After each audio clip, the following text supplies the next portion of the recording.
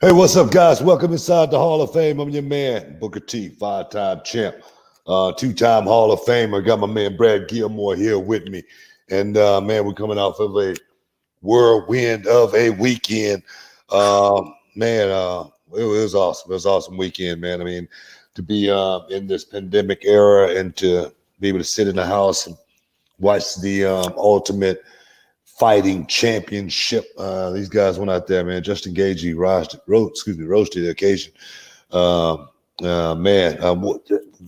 about you, man? How you feeling, man? How you feeling after this weekend? I'm feeling great. It's just nice to have live sports back. You know what I mean? Just to have something that everybody is communally watching at the same time. We're seeing winners and losers. And I don't know if it's just because it'd been so long, but I kind of liked it with the no fans. I'll be honest with you. I kind of enjoyed seeing the fight in its purest form. Two guys going in there, combat. There's no music. There's no distractions. There's no lights. There's no in-between stuff. It's all 100% fight. And it was interesting. It didn't bother me as much as I thought it might. I like the fact that you could actually hear everything that was going on in the corner. They did shot some footage on YouTube where you hear nothing but what the corner man is saying, and at one point, Tony Ferguson went back to the corner and he goes, "Man, y'all cut up, man. You're gonna have to do something." Told him to go into that little roll, try that little roll, do something. You know what I mean? But nothing was working. But to hear it up close and personal, you see a guy getting the crap beat out of him, and they ask him, "How you feeling?" He said, "I feel good." And I'm like, wait a minute, what? You know what I mean? You must be on something, made of something totally different. But everybody was talking about, you might as well delve into it. Everybody was talking about Tony Ferguson's durability, how, this guy's like a machine, he doesn't stop coming. And the old adage, I remember when Mike Tyson fought James Buster Douglas, and James Buster Douglas said, his dad told him, he'll keep coming, but you just keep chopping on him, you just keep chopping on him. And that's what I did. I just kept chopping on him. And as you saw, there he is right there on his ass. You know what I mean? So that's what Tony Ferguson pretty much went through on that night, was running into a buzzsaw over and over and over, running into a wood chipper over and over and over. And sooner or later, busted orbital, busted up, his bad wheel, can barely walk. I can only imagine how he felt the day after. What a beatdown and what a performance by Justin Gaethje, but what a barbaric sport at the same time, man. Yeah, I mean that fight, once again, the Bookstradamus was back. You've been off for a minute, and the Bookstradamus was back. You said that Justin Gaethje was going to go out there and get it done. A lot of people had Tony Ferguson. He was the obvious favorite. I said that as long as Tony doesn't go out there and just try to eat a bunch of punches, he's got a real good shot of matching up well with Justin Gaethje. And he went out there and he just ate a bunch of punches. It seemed like he did not want to move out of the way of Justin Gaethje. And I think every round, except for maybe that second round, Justin Gaethje was just pummeling this man with no response. And especially when it got to the later rounds, it didn't even look like Tony could even punch back. He couldn't counter at all. He was just eating them. And then, everything that Justin Gaethje did, he worked it to extreme perfection. And he fought a hell of a fight on Saturday. I think it's that old deal to where you get comfortable, going out and doing what you know. And I think Tony Ferguson has prevailed many, many times, going out there and, pressing the gas, taking shots, knowing that he could take, an abundance of shots, normally knowing that a guy is going to break down, before he does. And I just think in this case right here, Justin Gaethje fought such a good fight. He got hit, he got touched up. But at the press conference, you looked at him, his face wasn't all swole.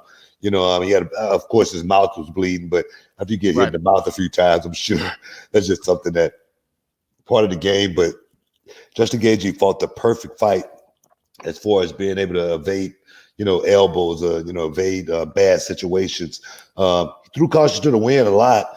And he got away with a whole lot too, because a lot of times he would throw in shots as Tony Ferguson would throw in shots, and they would throw them at the same time, and his just happened to be on that right line to where it would land. And then later in the fight, man, it got to the point to where, man, I really, people can say what they want to say, man, but I really feel like Tony Ferguson may have sustained some form of slight brain damage in this fight, because the brother at the end of that fight, I know his leg was hurting, I know he was running on a bad wheel, but you get hit with a jab and you have that type of reaction. That's not something that's normal for someone with that cloak of, invincibility that he's had for so long. It definitely showed a different side of Tony Ferguson that we had never seen before. And I wonder what's going to be, left of Tony Ferguson after a fight like this. Yeah, I mean, obviously the Khabib fight kind of goes out the window for Tony Ferguson. I don't know if we're ever going to see that fight now.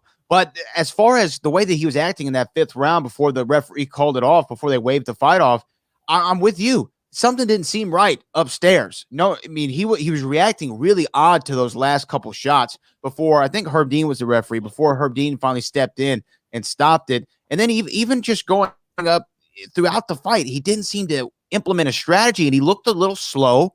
I don't like to use this term. He looked a little old at certain points. Like he looked like he had just been through so many wars. Well, that he wasn't rebounding like he normally would. Well, I told you, Tony Ferguson, I don't know, people might think I'm just crazy, but I just felt like Tony Ferguson's style was going to catch up with him before anything else. I think going out there and just, balls to the walls, throwing shot after shot. I mean, being dynamic at the same time, because he did a lot of things that looked great on paper. They just didn't land.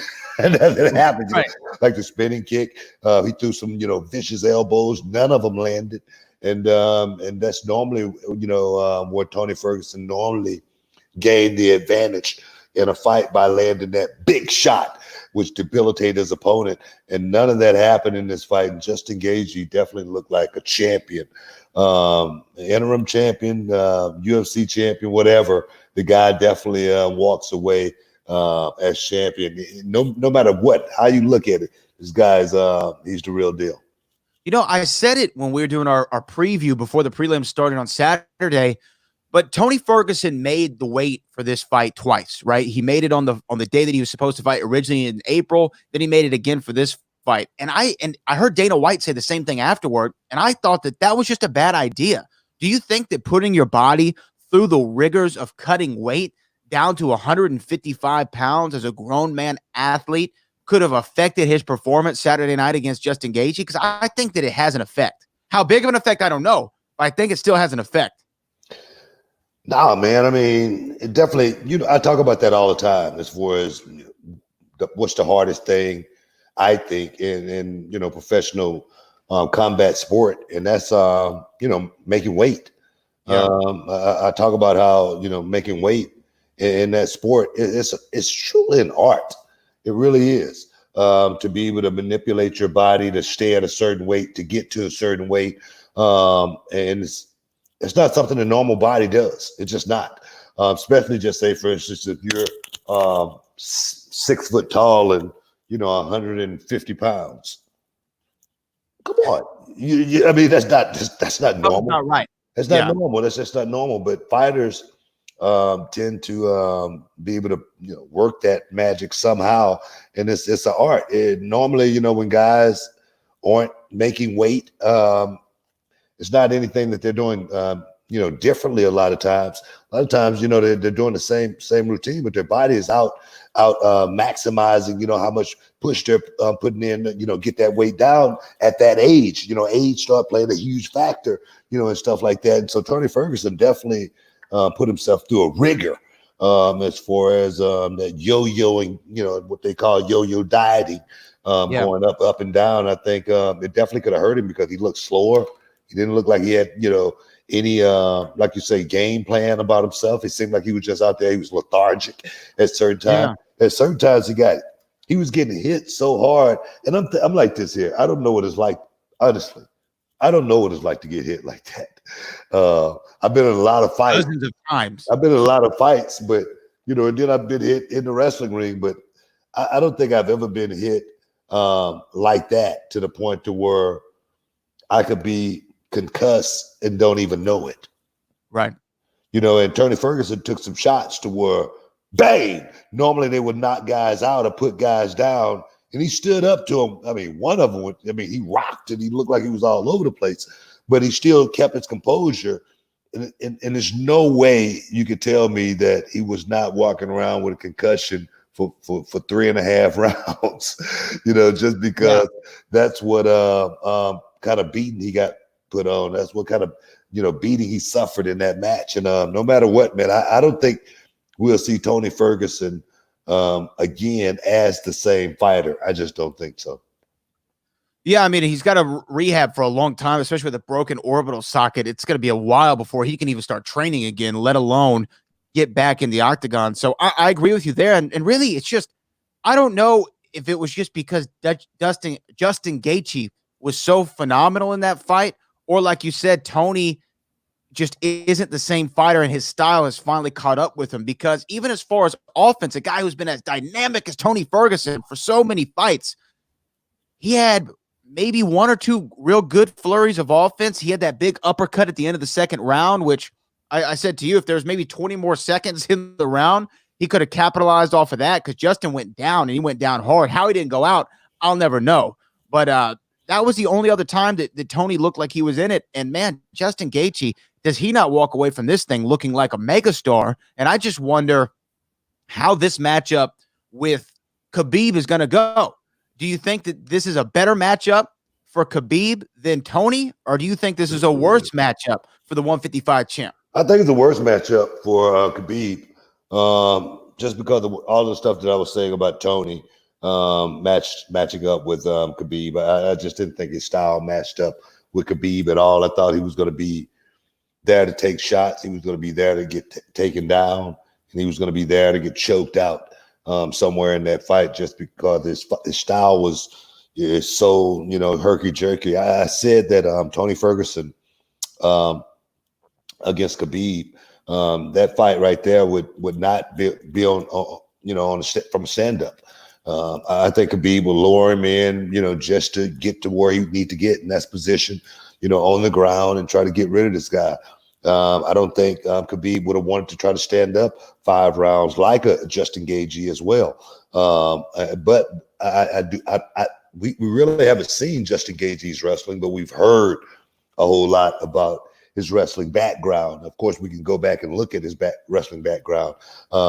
So I just feel like him being a more controlled fighter, a guy that's going to be looking for the takedown and being more controlled, maybe be able to successfully defend the takedown a lot better than a guy like Tony Ferguson throwing a wild shot and end up on his back without even having to, you know, put any work to actually get him there. It's going to be one of those type of deals. Yeah, I'm excited to see it. And you know what, though? Also, I was excited to see this co-main event, this bantamweight championship match. You had Henry Cejudo, you had Dominic Cruz coming off over 1,000 days without fighting. You had Henry Cejudo fresh off a couple really big victories from him, especially beating Mighty Mouse, beating TJ Dillashaw. There's a lot of talk like, is he the greatest combat sports fighter ever? And a lot of people say that. And I think that's the craziest thing I've ever heard. Do you think that Henry Cejudo is the greatest combat sports fighter ever? Okay, look, I give the man props. He won a gold medal, and then he won two different weight divisions in the UFC. He won their titles. That's great.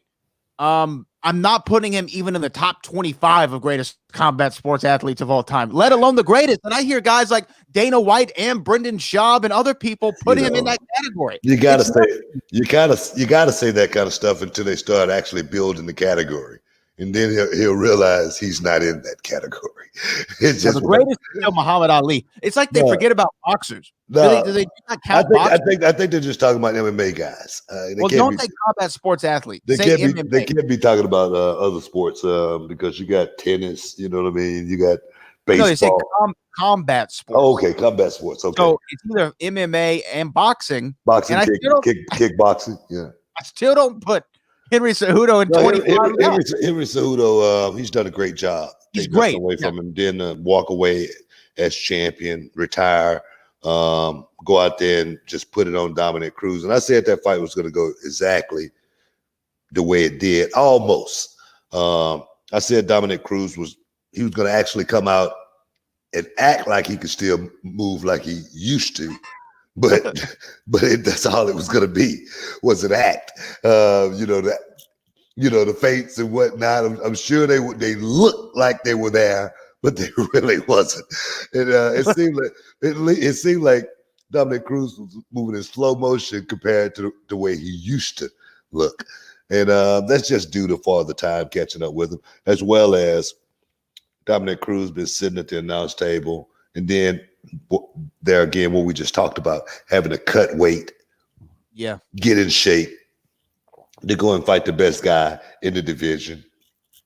That was a no-brainer for Henry Cejudo to take that fight, to take that money, and walk away on that note with a notch in his belt. You know what I mean? That's almost like taking on, Lucas McCain.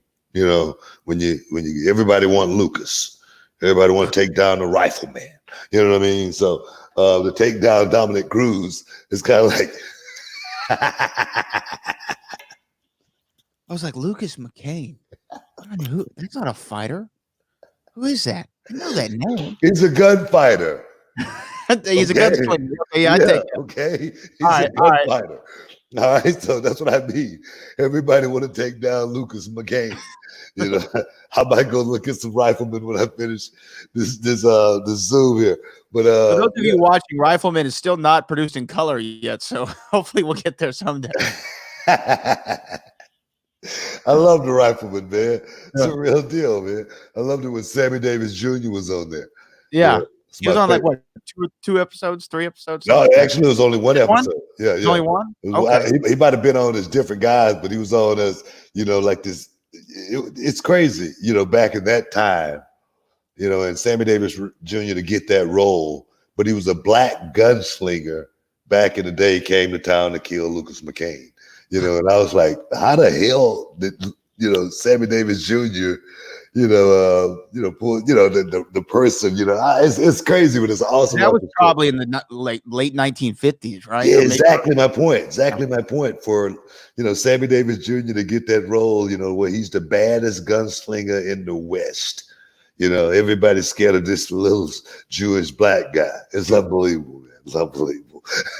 Did you have a problem with the stoppage? A lot of people were upset at the stoppage with Henry Cejudo and Dominic Cruz. Dominic was very upset. He even said that he's questioning the referee's decision-making, and he said the referee smelled like cigarettes and alcohol, and said that he wishes he could veto the referee. He wishes fighters had that power. Wait a minute, because the referee have a drink and a smoke.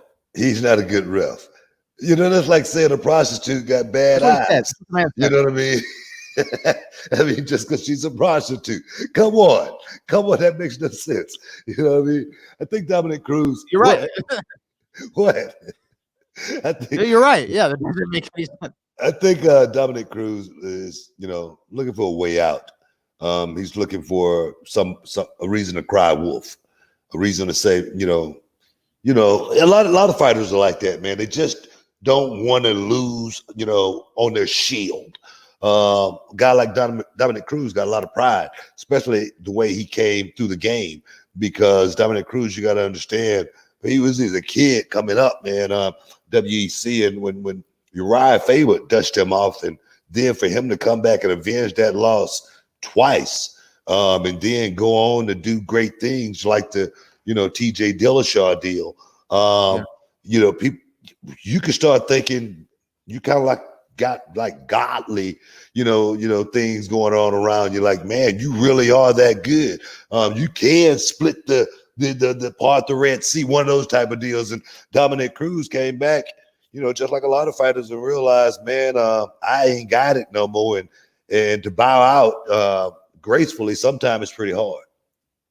Yeah. I think that I thought it was a fine stoppage. I thought it was fair. Could you make an argument like, oh, he was getting up, Sure, you can make the argument. I don't necessarily agree with it. I think it was a fair stoppage, and I think that especially coming off of that when, Henry Cejudo just had gotten busted up, they stopped the fight for a minute. There's only 20, 30 seconds left in the round, something like that. Yeah. And then Henry Cejudo just charges forward, hits him with, a knee that rocked his ancestors. It was such a beautifully placed knee Dominic goes all the way down, and he got rung off with like 11 or 12 punches straight to the dome before he even started moving. So I thought it was a fair stoppage. It wasn't a bad stoppage, but like I say, some fighters are always looking for a way out, and I think this is his way out. I don't think we're going to be seeing Dominic Cruz anymore. I really don't. I don't think Dominic Cruz is going to be back in the octagon anytime trying to reclaim that greatness, because these guys realize real quick that window of opportunity, man, it closes, man. And once that son of a gun is closed, it's shut. You know, like that gorilla glue on it. You know what I mean? You know, you ain't opening that son of a gun, man. You know, that's just the way the game is. But one fight that I was wrong was I think we both were. that big, mean, nasty African and that Rosenstruck fight, man. I just, I was wrong. That's all I can say is I was wrong. And my thing is I pick a lot of times by the numbers. You know what I mean? I had no interest in this fight right here as far as which guy I liked over the other guy or anything like that. I looked at Rosenstruck and I looked at his background and his pedigree, and that's what I looked at alone. And but sometimes you can't question the size of a man's heart. You know what I mean? And how much dog he got in him. And that's what Francis Ngannou brought to the table. But one thing I did say was Francis Ngannou he's one of those guys. He's just a fighter. You know what I mean? Yeah. And it's a lot of guys out there like Francis Ngannou. I'm not going to back off that statement right there or anything like that. But Francis Ngannou just rose to the occasion and told me that he's one of the baddest of the bad of those guys that's run around out there. So, I was like you, man. I thought that Francis Ngannou, I think he's a powerful guy. Obviously, his striking is his strong suit. And I was thinking, man, if he's walking forward, he could walk right into a big leg kick from Rosenstruck, given his kickboxing background. I thought that was going to be what factored into this fight. So I picked Rosenstruck just like you. I thought that his number was up. And I looked at the guys who've beaten Francis before. You have Stipe, who's a fine stand-up guy, mainly a wrestler. Then you have Derek Lewis. They didn't really touch each other, so you can't really gauge that one so much. So I did think that this was a bad stylistic matchup for Francis Ngannou. Francis proved me completely wrong. I mean, he knocked that man out cold. Yeah. And then that left hook was disgusting. And then when he goes down to the ground and those boom, boom, boom, I was like, and he knocked him out bad because Francis went to go check on him. That's how he was like, oh man. But I did base a lot of this fight off the Stipe fight. As far as Stipe went out and fought Francis Ngannou in that fight. He bobbed, he weaved, he evaded punches, he landed shots. When every time Francis Ngannou made a mistake, he capitalized off of it. He made him pay, and I was like, wow, Francis Ngannou, man, his boxing skills is not as good as we thought it was. So I'm thinking, like I say, there with a guy like Rosenstruck, his pedigree, former kickboxer, guy has had many fights, and normally that's what prepare you, for the big game. There's all those little bitty games. All those mini games normally prepare you for the big game. And I just think Rosenstruck stepped in there, man, and just got caught on the tracks. You know what I mean? And sometimes when you get caught on the tracks, you know what I mean, the trainer just run you over, man. And I think that's what happened in that fight. Now, get this. I looked it up because I'd always heard that Francis Ngannou's power was he had the most powerful punch in the history of the UFC. They measured it with the machine, and it was crazy. It was like Ivan Drago punching 1,600 pounds per square inch, right? And so I looked up what his actual power was. They said that a punch from Francis Ngannou is equivalent to 96 horsepower, which is like a Ford Escort hitting you at top speed. An automobile hitting you at top speed is how hard Francis Ngannou punches. That is an insane man. Well, I would take the punch. I don't even know if it should be legal for him to fight. But I would take the punch, over that. Screw that. Well, yeah. Because everybody that he's hit has lived. Let that car hit somebody's ass and see what. But here's the thing now: is he's calling himself the uncrowned champion, and he gave like the most calm post-fight interview of all time. I had to turn the volume up to like hear what he was saying because he was talking so low. But Francis Ngannou is now in line to get the next shot after DC Stipe. Now Stipe is still hurt; he's still out rehabbing, and there's right talk. Now they're going to strip him. That's what they're saying right Yeah, now. They're talking about stripping him. Yeah, he might get stripped. Now DC does a show, Ariel Helwani, and Ariel was saying, "Well, if Stipe isn't the fight for you, do you take the title fight against Francis?" You know, and you can, that would be your last fight, heavyweight championship against Francis Ngannou. And it took forever for DC to say, yeah, I'd fight Francis Ngannou. And he called him a less talented Anthony Johnson. And he said, I beat Rumble twice. I don't think Rumble had the power or has the power that Francis Ngannou has, that one punch knock you out of this lifetime power, the Thanos Infinity Gauntlet snap power. But what do you think if that's the matchup for the heavyweight championship? Who are you putting your money on, DC or Francis Ngannou? Well, I'm gonna tell you right now, that's a totally different fight. First and foremost, because Rumble, they fought at light heavy, didn't they? Yeah, they fought at 205 twice. Yeah, they fought at 205. I mean, this guy's a full-fledged heavyweight, and 265 pounds. And the thing is, we've seen what DC do at heavyweight. He went out and did very well against Stipe in the first fight, and then in the second fight, he went out there and folded because Stipe brought a totally different fight. He can go out there and manipulate the situation in no way, shape, form, or fashion. I don't see DC having a whole lot of success against Francis Ngannou in a stand-up, and I think in a wrestling match, I really think DC is a couple of years past that stage where he can go out there and just handle someone like a Francis Ngannou, even still on the ground. That's just my opinion. But I think I'm just sitting here watching, UFC is on right now. And, DC is the analyst for the UFC. And I'm sitting here and I'm watching him. And you look at this right here. Looking jacked. DC stomach looks so big sitting down in this chair right here. He can make heavyweight. I'm sure he can. He's probably a heavyweight right now. I bet it. But for him to take on Ngannou, I'm gonna take Ngannou in that fight. And the thing is, there is a possibility that DC can win it. But me personally, I just don't think DC right now at 41. Yeah, I think he's knocking on the door to 42. The gas is leaving the tank very, very, very, very rapidly. Yeah, he's he just turned 41. Okay, I'm wrong. He just turned 41. I say 41. Yeah, that's what I'm saying. As right now, can he still fight? Can he go out and probably out wrestle me? Yeah, I mean, but Francis Ngannou, that mean, nasty African, I'm gonna put my money on the brother from the bush. Yeah, well, there you go. What do you think about Anthony Smith coming back tonight? I guess last thing on the UFC. Before we even get there though, Don Cerrone. Oh yeah, Cerrone and Pettis. We gotta talk about Cerrone and Pettis, man. Cerrone and Pettis. I think Don Cerrone and Anthony Pettis should both retire simultaneously. I think that you might be right.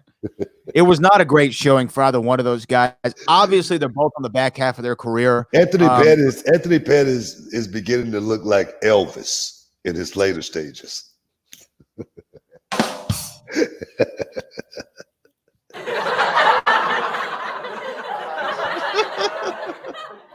That's messed up, Book. That's messed up, man. But he did. I know they were fighting at 170. But he looked like a pretty round 170. Bro, he was fat around the waistline. I mean, his face was fat. Remember when the fights were here in Houston? Yeah, that's what I'm thinking about. Yes, exactly. And he looked like Anthony Pettis. Like this big. But this guy that we just saw this weekend, I don't know who the hell that was. Because I mean, he just looked like he was just showtime to dough time. I mean, he did. To have a tattoo like that on you, and you about to blow up to 300 pounds. It's bad. So I don't know. Anthony Pettis didn't show me a whole lot, Anthony Pettis actually looked like he was wondering if he won the fight or not. Yeah, And Don Cerrone, he looked awful. He really did. He couldn't have beat Conor McGregor. I don't care if he was there or not. You know, I'm serious. His days as a fighter, and that's the thing, man. I don't know. Me personally, I know I'm not going to be paying any money to see Don Cerrone fight anybody anymore. I know that. Yeah. I don't think Don Cerrone is ever going to make it to a main event card ever again.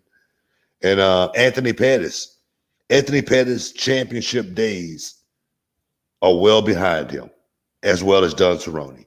Now, if these guys just still going out there right now today and wanting to fight just for the love of the game, hey, more power to them. You know, big ups. But I'm serious. But as far as going out there, waging war and saying, "Hey, I'm doing this because I plan on becoming champion again in this sport," that window is closed for both Don Cerrone and Anthony Showtime Pettis. Yeah. I mean, I'm looking at the payouts here, by the way, for UFC. I'm putting them up on the screen right now. They both made, pretty good money for that fight. Anthony walked away with $310,000, Cerrone with $200,000. So I mean, they're still making money. If I can go get some cash some checks like that book, I might come back. Maybe the title isn't in their immediate grasp, but that's some good money, right? Bro, look here, man. I'll be the first one to say, take care of these guys, because they need some money in their pocket. First and foremost, especially going through what we're going through right now. Guys ain't been out there fighting and whatnot. Don Cerrone, he just got 2 paychecks. That one from Conor McGregor, which I thought he shouldn't have got paid, but as well as just right here. So he's made some good money over the last 6 months. But take care of these guys, man, because the game is not going to be there forever. The game is going to be over with before you know it. So I'm cool with Don Cerrone going out there making 200, Pettis making 3. But then you look at I know, I was about to say, look at Greg Hardy. Greg Hardy made 180 grand. So yeah. I mean, that ain't bad money for someone like Greg Hardy. No, I know, but compared to Cerrone, Cerrone's been in the game forever. Greg Hardy's been around for a cup of coffee, a year and a half, whatever. Yeah. He's almost making as much as Cerrone is. Yeah. But look at the guy that Greg Hardy fought. Yeah. Yorgan De Castro, 12 grand. Send his ass to McDonald's. Well, he looked like he had plenty of it. He wasn't the shape guy, but payouts. Ferguson got $500,000. Justin Gaethje $350,000. So good payouts for these guys. I think Gaethje might have got a bonus or something. Huh? Oh, Gaethje definitely got a bonus. He definitely got a bonus. I'm seeing if they've listed it here anywhere. Yeah, he got 150,000 bonus. Yeah. I think is what it said somewhere. It's a nice little payout. But so nice little payday for these guys. But last thing, real quick, we didn't talk about it. Henry Cejudo's retired.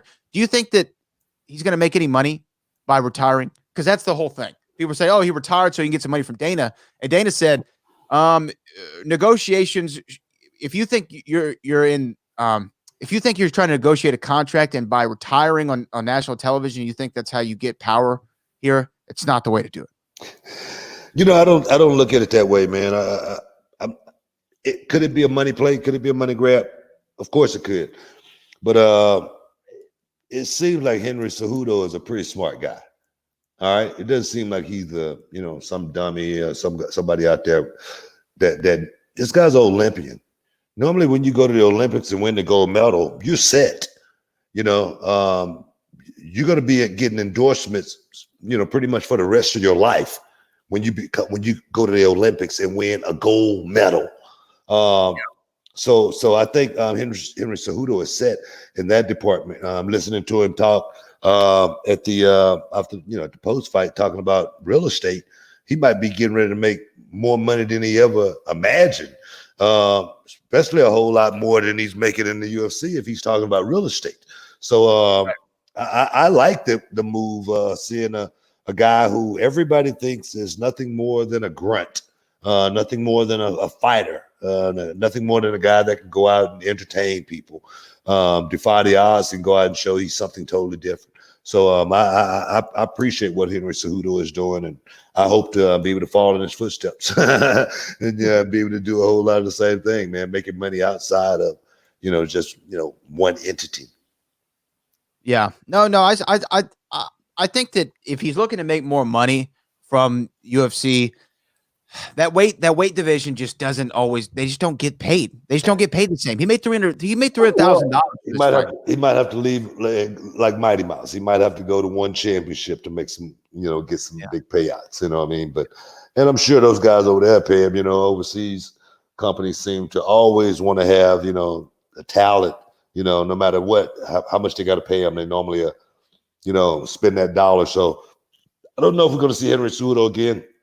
But he seemed to be pretty content with where he is right now in his life, and then want to have a kid. When he said, he don't want to fight and try to raise a kid, man, if that's his motive of operandi, I appreciate that so much, man, because so many people in this business, man, that's got kids, they know exactly what Henry Cejudo is talking about. Just like Becky Lynch right now announcing her pregnancy, and to know when it's time to walk away, to know when you say, "Hey, man, I've done it and I've had enough, and it's time to move on to something else." Man, I can only, I talk about it all the time as far as being stuck in one moment, your whole life. I feel like I can get in my car right now, and I'm in Friendswood, and I can drive to South Park, and I can go to Kelso Park, a park, it's literally Kelso is the elementary school. I can go to Kelso Park, and I'm sure I'll see somebody there that I grew up with, and they've never left that park or that neighborhood. Man, I don't think that's what life is, man. I think life is, it moves in seasons. And for a guy like Henry Cejudo, Becky, big props. Yeah, I mean, that was the big news on Monday night. Becky Lynch came out and announced that she's pregnant, and her and Seth Rollins. Congratulations to both of them. Of course, gonna give them a little round of applause there.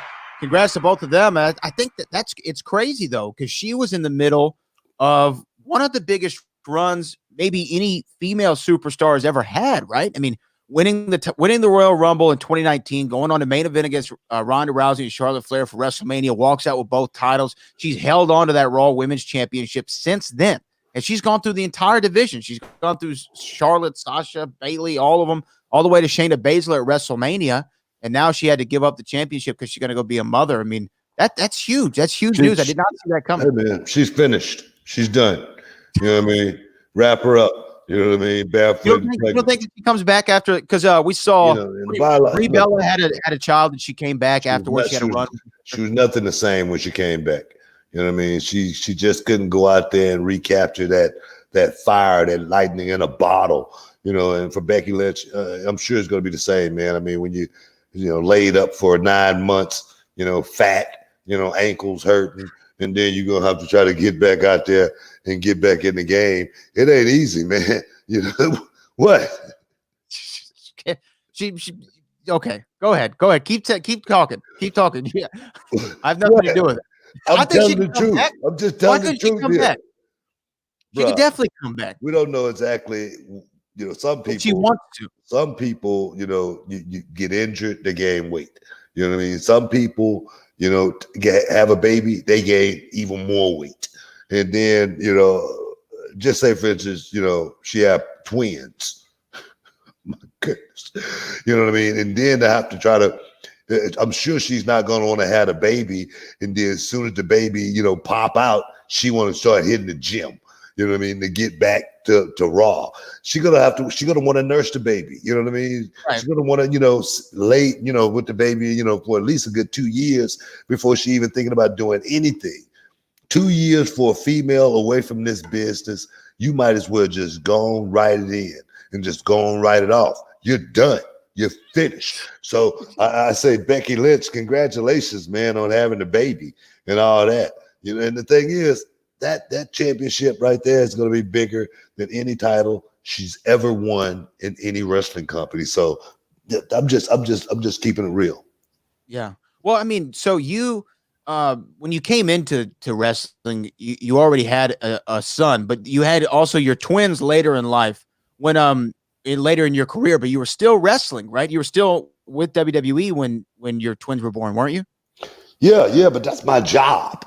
You know what I mean? Men are different than women. You know what I mean? Oh, don't start this. No, what I'm saying is, what I'm saying is, I got a wife who stays at home with the kids, and Right. I'm able to get out and go to work and make the money.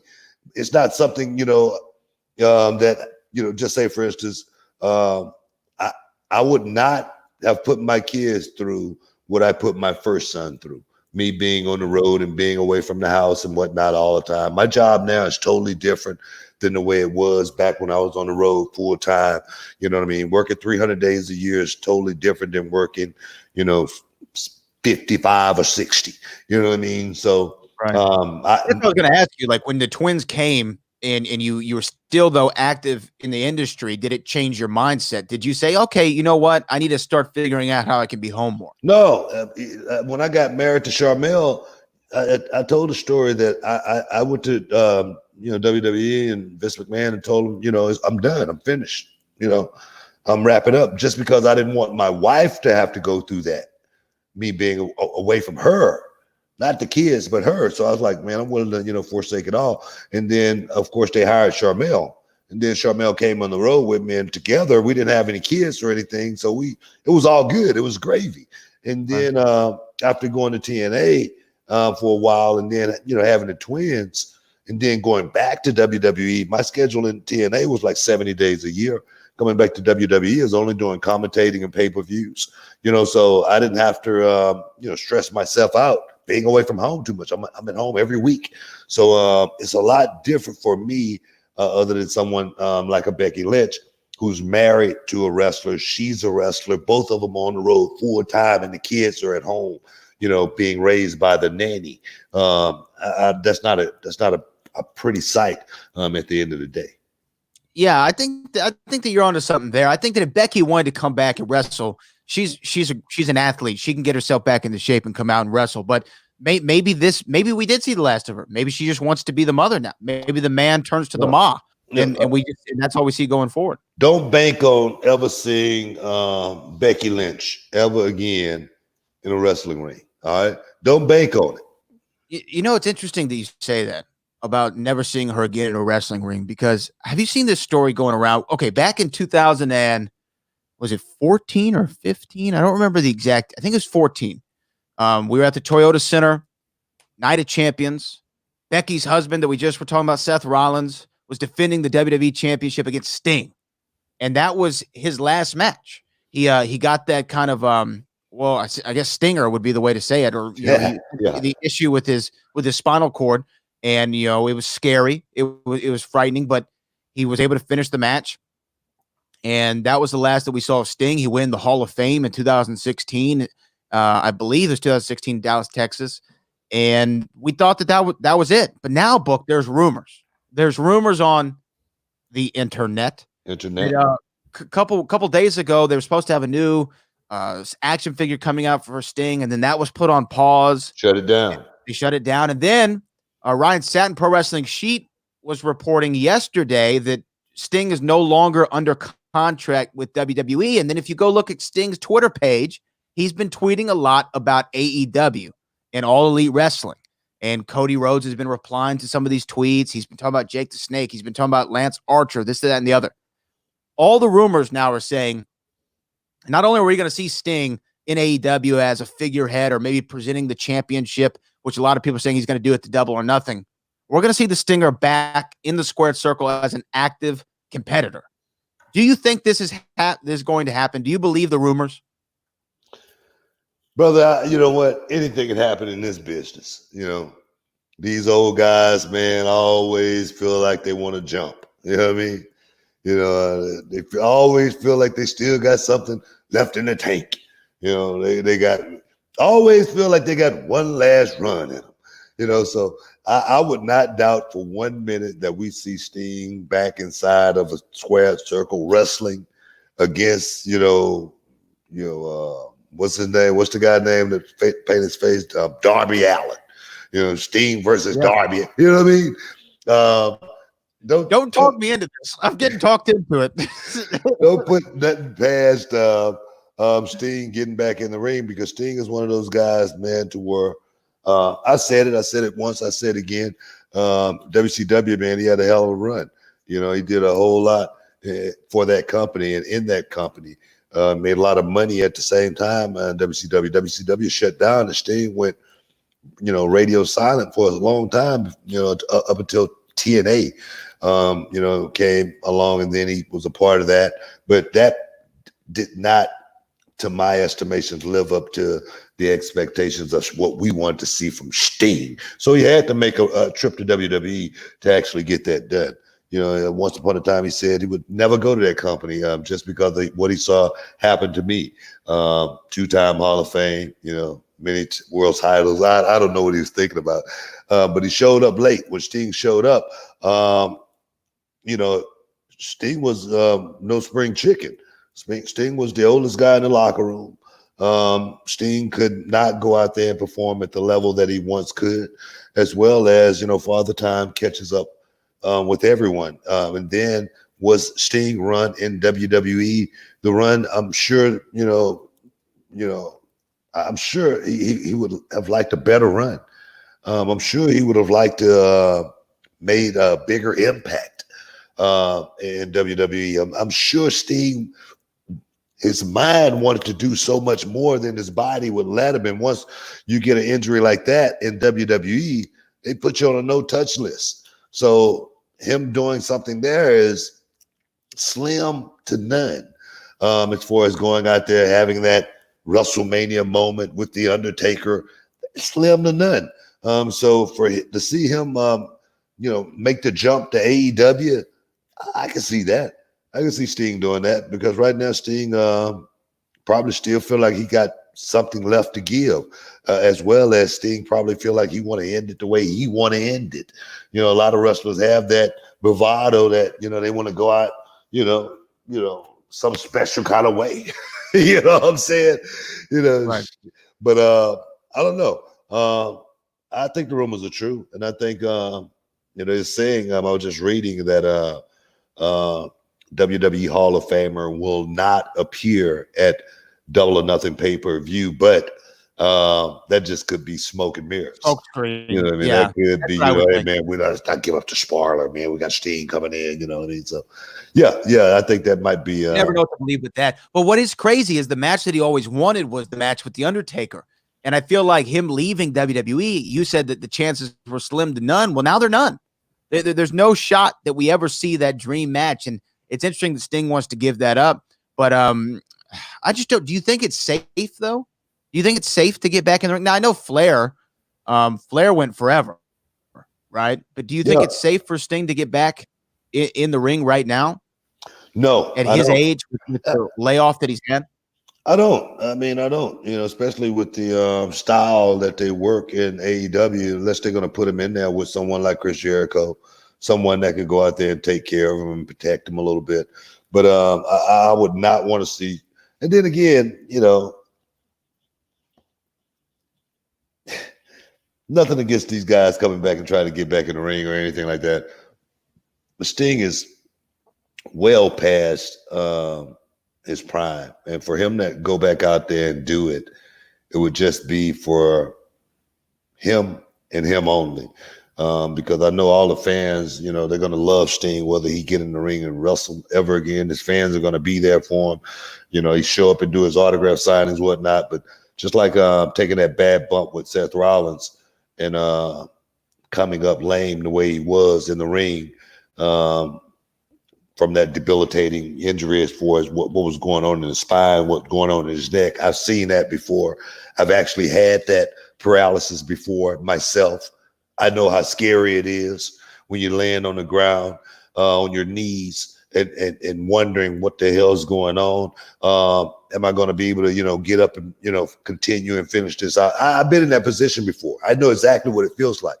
And for me, I chose to never put myself in that position again, unless I was in a real fight with someone, you know what I mean? And I had to protect myself, but as far as getting back in a wrestling ring, I chose to never do that ever again. Other than jumping in reality wrestling ring. But even that was in like a tag situation, right? Where you had, 8 other guys or 7 other guys or whatever it was in this most recent match that you did that could kind of, cover for you, like you said, with Chris Jericho. But the thing that I hate the most about this is you talk about The Undertaker. Remember me, you, and Renee Young theorized maybe we could see Sting and Undertaker in the Boneyard match, and we could see the match that way. That's what I wanted, Book, as a fan of Sting, as a fan of Taker. That's what I wanted, and I'm not going to get it, and I'm upset about it. Man, forget it's finished. It's done. Okay, it's not gonna. It's not gonna happen. It's not gonna happen. And me personally, I don't know. I'm not missing anything. Me personally, not seeing Sting and the Undertaker. That I think that was more so for big fans like yourself as well as Sting. I don't really even know if the Undertaker is going to miss not being in the ring with Sting at one time. Would it have been an awesome thing to see those two guys in the ring? Yeah, but the performance would have meant a whole lot more to me than just seeing those two in the ring. What would that match have looked like more than anything? Would it have lived up to the expectations?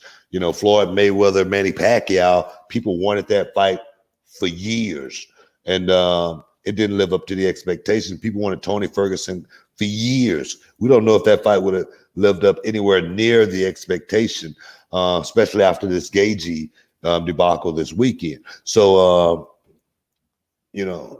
that's just the way I look at stuff like that right there.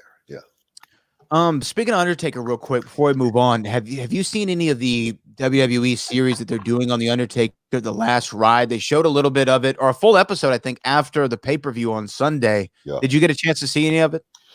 No, I got a chance to see a little bit of it, man. It's real, man. It's real as it possibly can be. And that's what the game is. It's about, man, how far can you push yourself? How much time can I put in? Ain't nobody gonna tell me, to walk away from this, other than the way I want to walk away from it. When you're a man, and you say, hey, you live life and then it's all over with. You want to do it at your own terms. And there's so many people saying, the Undertaker's too old. He should do this. He should do this. Yeah, maybe so. But that's not anyone's right. Just like when, I watched the Rocky movie, Rocky Balboa, Rocky 6. And he said, are you going to tell a man, he can't go out, do what he do? How you going to tell him? You can't do that, you can't do that. And that's what this thing is all about, man, is being able to, if I can push forward, let me, because none of us live forever. Not even the Undertaker, but as long as I'm here, I'm going to do it the way I want to do it. And, that's respectable, man. I got nothing but respect for that man, wanting to go out and do it that way, because, he's doing it on his own terms. I don't know if you got to this part in the first episode, but they were talking about WrestleMania 30 when he went out there with Brock Lesnar and they had their match, and he said that he doesn't know when it happened, but he got concussed and he doesn't remember anything about that match. He said, I think my earliest memory of that day was 3:30 in the afternoon. And next thing you know, I'm waking up in a hospital bed. And his wife, Michelle McCool, said that he couldn't even remember his name up until the early hours of the morning. And he said that, or she said, as soon as the match was over, they got to the hospital and Vince had left WrestleMania during WrestleMania before the main event went on to go there with Undertaker, and Brock Lesnar was there too. But he didn't even remember the match. Did you ever have anything like that ever happen to you where you got your bell rung and you didn't remember what had happened? No. I've never been. Would that be enough to make you stop that? Like I'm not saying that he should or shouldn't. I'm saying for me, if I couldn't remember something that happened, like a full day of my life went away because I got hit the wrong way, or I hit myself the wrong way, or I took a bump, I don't think I could go back out there and do it again. Yeah. I don't know. I don't know, man. It's just the nature of the beast, man. It's just the nature of the beast and men, and especially a lot of men in this business. I've been looking at a lot of the episodes of Dark Side of the Ring, and the business, man, it's a beast. And to be a part of it, sometimes you're willing to do anything. You're willing to do anything to be. I remember one of the guys, he lost his job in WWE. I mean, gonna say no names or anything. He lost his job, and I say, hey, man, what you gonna do, man? He say, guess I'm just gonna go back to being a regular guy. It's like, wow.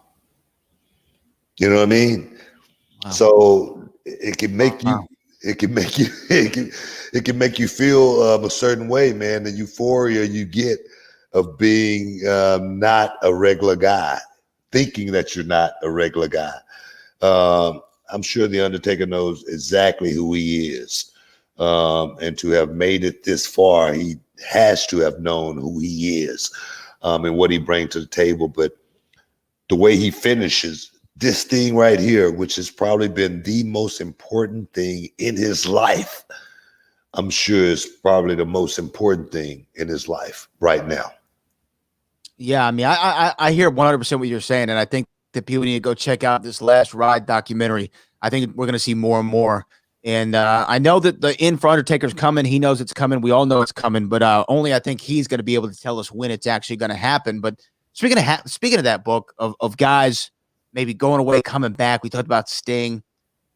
What do you think about this Mike Tyson and Evander Holyfield stuff? Here's a video of Mike that he put up of his training. He looks pretty good. Look at that.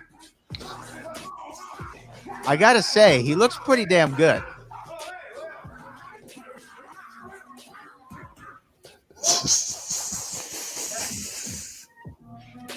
Ending there saying, I'm back. What are you laughing at? What are you laughing at?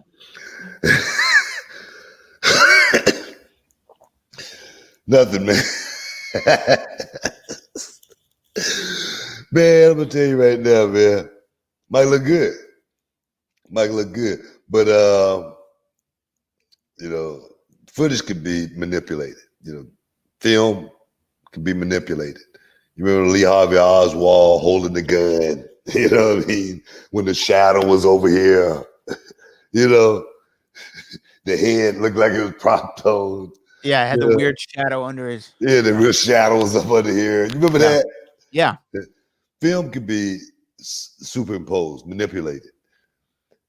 Speed of the film can be manipulated, to look quicker, faster, more devastating.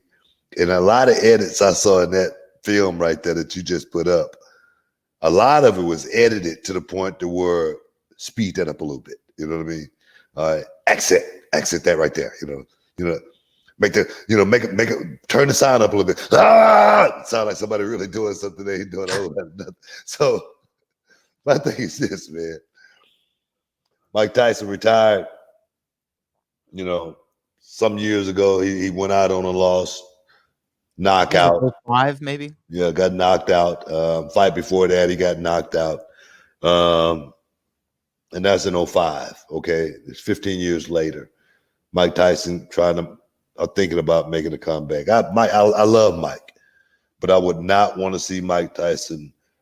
I mean, if it's some kind of exhibition fight, if it's him, like we had, a watch-along party last night, and we had Evander Holyfield step in. I posed a question to Evander Holyfield: if Mike Tyson is coming back, will we see a Mike Tyson Evander Holyfield rematch? Mike Tyson Holyfield 3. And he said, hey man, I'm ready. I'm getting in shape right now too. You know what I mean? I'm hitting the bag right now. So if it's something like that, If it's Mike Tyson versus Larry Holmes, you know what I mean? Yeah. Larry Holmes want a rematch with Mike Tyson for stopping him, the way he did back in the day. Yeah, I'm cool with that. But to see Mike Tyson in the ring with a Tyson Fury or Anthony Joshua, just on one of these young guys coming up, man, I just wouldn't want to see it. The thing is, now, just keeping it real, can Mike Tyson beat some of these heavyweights out there right now? Hell yeah. Mike Tyson probably can go out there and knock out 50% of the heavyweights in the heavyweight division right now. But those guys ain't on TV. All right? So beating those guys up ain't going to do nothing for him. But if he's trying to make a comeback like George Foreman, it might be a good start. And it'll definitely show exactly where he's at. Now, on the other hand, Evander Holyfield say he's willing to do something like this. He's willing to get back in shape. No more than 5 years ago, I think, Evander Holyfield was talking about making a run for the heavyweight championship again. You know what I mean? So we never know what a man got to take. And I always say, how you going to tell a man how to he can't feed his family?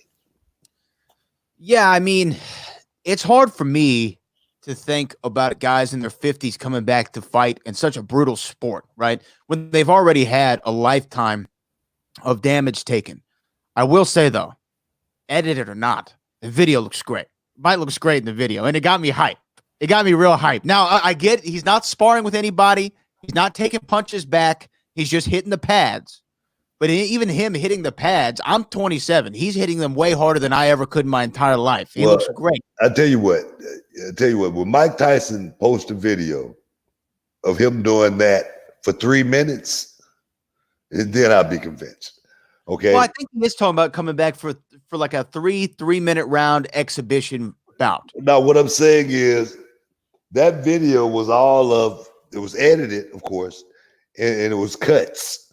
Right. Also, and so every video, cut and edited was probably 6 seconds. I don't know. You want to see it again? Yeah, let me see it again. Okay, hold on. Let me go back and we'll play this again. Let's see it. I'm pulling it back up here. Can we see this? No. Oh wait, hold on. Wrong video. I'm trying to get back to it. That's the video, but there it is right there. Okay.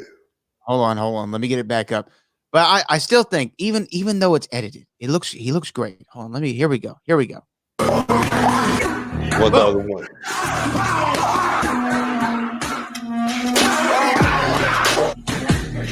Get him, Mike. Look at that.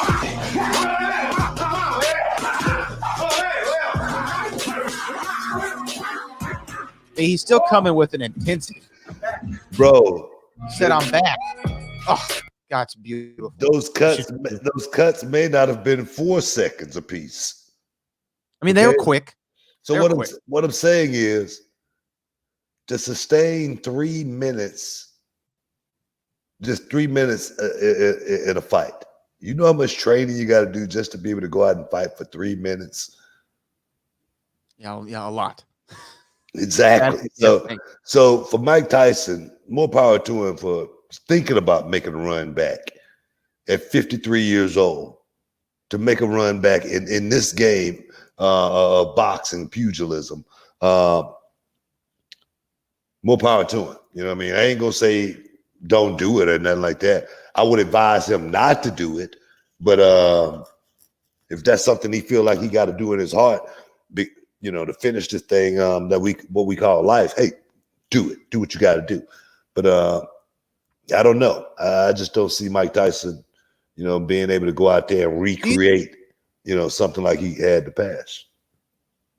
Do you think he could beat somebody like Andy Ruiz? Or no? Like I say, it's a lot of guys out there Mike Tyson perhaps can beat. That'd be interesting. I don't know. You know what I mean? I don't. It's hard to say, right? It's hard to say.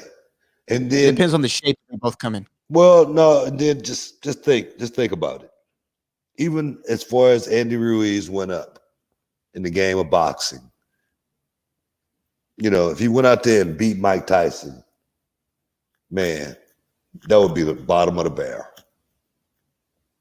Yeah. And it's almost like, is it worth going out there and even exposing yourself to that potential? Exactly my point. It's like I was telling you earlier, De La Hoya wants to fight Conor McGregor. And I think that's a terrible idea. I think Conor would start De La Hoya. At this point. Well, De La Hoya, he's always loved the recreational lifestyle. It's a really, really nice way of putting it.